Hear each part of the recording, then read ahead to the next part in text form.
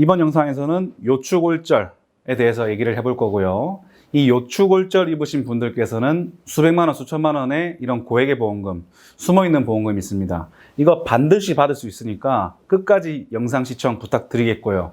혹시나 주변에 요추골절 입으신 분들이 계시면 이 영상 공유해 주셔가지고 그분께 도움이 될 수 있도록 하셨으면 좋겠습니다. 자, 영상 시청하시기 전에 좋아요, 구독, 알림 설정 한번 부탁드리겠습니다. 척추는 경추, 흉추, 요추, 천추, 미추 이렇게 구성이 되어 있는데 이 요추라는 거는 이 허리에 있는 뼈 5개, 요추 1번부터 요추 2번, 3번, 4번, 5번 이렇게 5개가 있습니다. 네.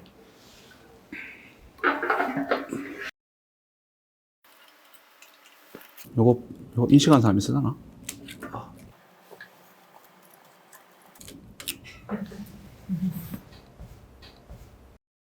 자, 이 요추는 이렇게 수직력에 의해서 보통 골절이 많이 되고요. 다이빙을 한다든지 아니면 넘어지면서 이렇게 엉덩방아 찍는다든지 아니면은 높은 곳에서 추락을 했다든지 이렇게 했을 때 골절이 되기가 쉽고요. 척추는 이렇게 서 있지 않습니까? 수직력을 받게 되면은 이렇게 찌그러지겠죠. 우리 호빵 찌그러지듯이. 그래서 보통 이 요추는 이제 압박골절 되는 경우가 굉장히 많아요. 그래서 이 대부분의 경우인 압박골절을 예로 들어서 어떻게 수백만 원, 수천만 원의 이런 보험금을 받을 수 있는지 설명드리도록 하겠습니다.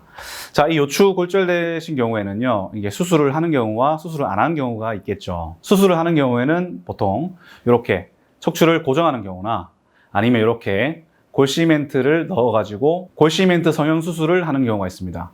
그리고 수술을 안 하는 경우가 있겠죠. 보통 이제 척추 압박률이라 그러는데요. 이 정상 추체 대비 압박률이 30% 미만일 때는 수술을 잘 하지 않아요. 자, 그리고 요추의 경우에는 방출성 골절 되는 경우가 간혹 있는데요. 이 방출성 골절이라는 것은 이렇게 요추가 골절되면서 척추가 후방으로 돌출돼가지고 방출돼가지고 신경을 누르는 경우죠.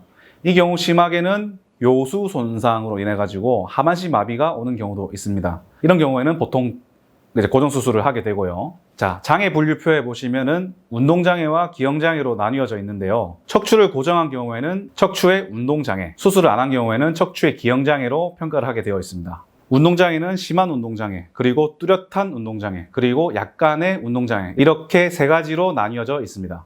심한 운동장애는요, 4개의 척추체를 고정 또는 유압했을 때 해당하고요. 이때 지급률은 40%입니다. 그리고 뚜렷한 운동장애, 척추체 3개를 고정 또는 유압했을 때 뚜렷한 운동장애에 해당이 되고요.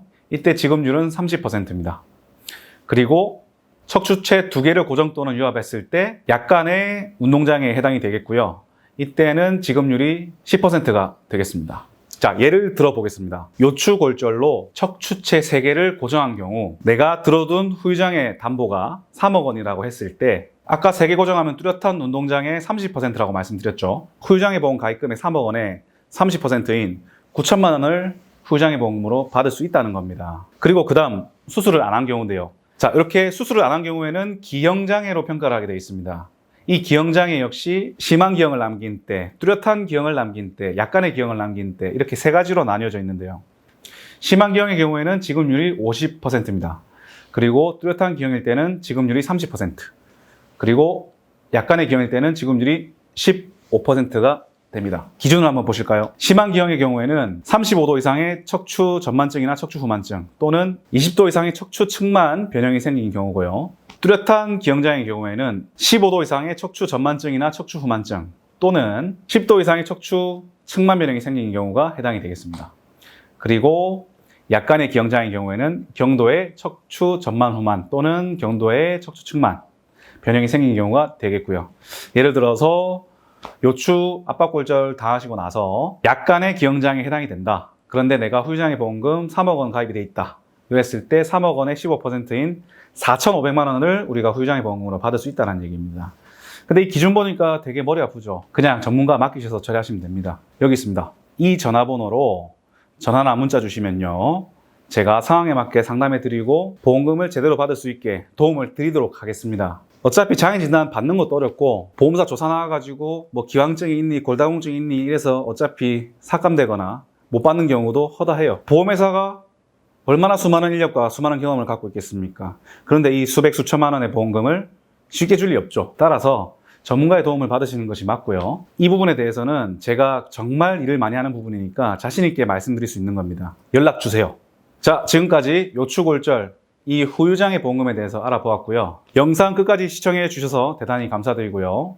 영상이 도움이 되신 분들께서는 좋아요, 구독, 알림 설정 하셔가지고 계속 무료로 사건, 사고와 보험 이야기 영상을 시청해 보세요. 감사합니다.